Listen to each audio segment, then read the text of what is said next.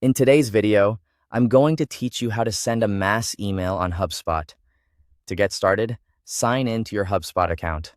Once you're in, head to the main navigation and open the marketing section. From there, select email. This is where you'll create and manage your marketing emails. Next, click Create Email to begin. HubSpot will give you the option to choose a marketing email template. Pick the template that best fits the type of message you want to send, then select Use Template to move forward. After that, enter an internal email name. This helps you stay organized, especially if you're managing multiple campaigns. Now it's time to customize the email design. Adjust the layout, colors, branding, and overall appearance, so the email matches your style and feels professional. Once the design looks right, add your email content. Make sure your message is clear, easy to read, and focused on the purpose of the email. You can also add images, buttons, or links to make the message more engaging and guide readers toward the action you want them to take. When your content is in place, enter the subject line.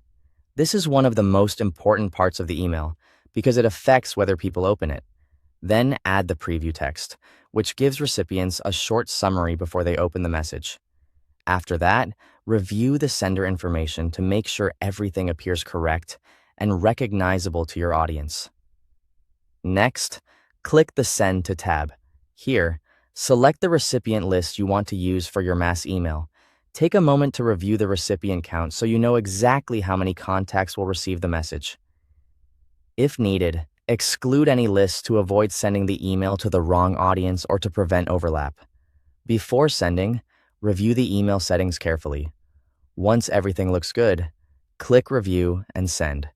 HubSpot will usually check the email for any issues, so look over any warnings or errors and fix them before continuing. This step is important because even small mistakes can affect delivery or appearance. When you're ready, choose whether to send the email immediately or schedule it for later. Scheduling can be useful if you want to send at a specific time for better engagement. Then confirm the email send to finalize the process. After the email is sent, monitor the delivery status to make sure it goes out successfully.